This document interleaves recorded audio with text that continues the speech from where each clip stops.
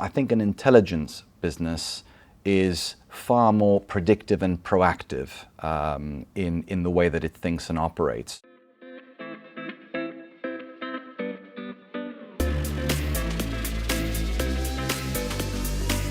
When it comes to the business in terms of the core processes, how work gets done, what do you see as the key differences between a digital business and intelligent business?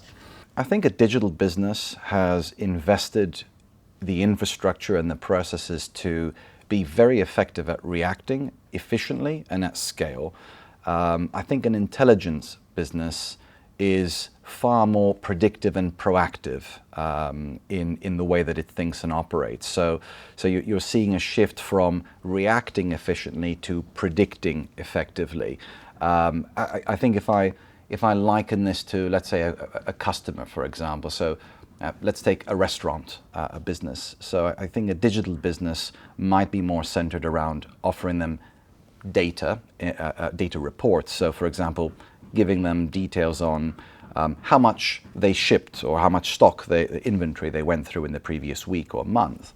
Whereas an intelligent business will really kind of reframe that question into looking at how much stock should they have, how much inventory should they have in order to accommodate forward-looking predictive sales forecasts, maybe taking into consideration things like local events that are happening, the weather, that sort of thing. So it's a real paradigm shift between those two. Okay, so we're moving from reacting to predicting and being able to think, and the intelligence coming in. Yeah. So when you think about your business, you think about Dojo, which parts of the business do you think have the most to gain from this shift?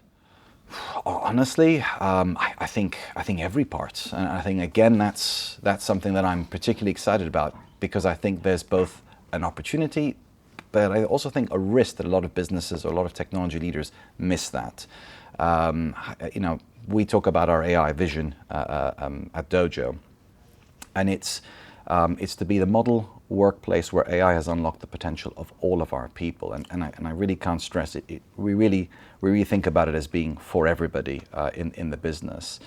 I think that's looking at customer service, that's looking at our chargeback team or our underwriting team, and so it's not. I think what's really exciting here is we're not looking at a specific system for a specific user group. It's really looking at each area, reframing how each of those areas can work.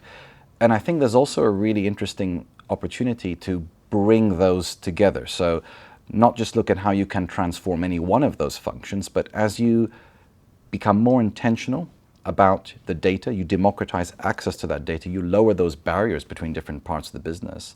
How do you sort of widen and broaden your AI context as a company, as a workforce, to unlock completely new paradigms in ways of working across legal and people and marketing, and I think that's a fantastically exciting and unknown space for us. So, yeah, I think when we look at the transformation that's possible here and this kind of reframing, I think these are questions that people aren't going deep enough on, and I'm really excited about what's going to come. Which parts of the business have the most to gain? Honestly, I'm excited because I think it's every part of the business. We talked about this being very much a human-centric opportunity space, and the way we think about it at Dojo is very much for the whole company. Our AI vision is to be the model workplace where AI has unlocked the full potential of all our people. And so for me, that really is about stressing it's for all of our people. That's full scope, all levels, all disciplines, all processes. And it's about reframing the way that all of those people can work. And that touches, we're already seeing elements of that touching our teams today. So if I look at our customer operations team, we have our customer service advisors being supported by AI agents that give them richer, faster context when they're speaking to customers, allowing them to focus on the much more human elements and nuanced elements of the conversation with customers. We've got our underwriting teams being accelerated alongside our chargeback teams with AI, looking at automation of incredibly manual, heavy detail tasks. If I look at our chargeback team, for example, for complex cases, we're seeing AI helping to achieve a 70% reduction in the time that they spent gathering data and curating the data, versus pushing those cases through to the right conclusions. So very, very excited about this being something that I think is genuinely an entire workforce piece, and it is very much about not just helping automate, it is about augmenting those people, letting them do their jobs in a faster, better way, and really excited about how we can reframe what they do. If I liken it to an analogy, we're not trying to work as a group to find a faster horse. It's about inventing the car.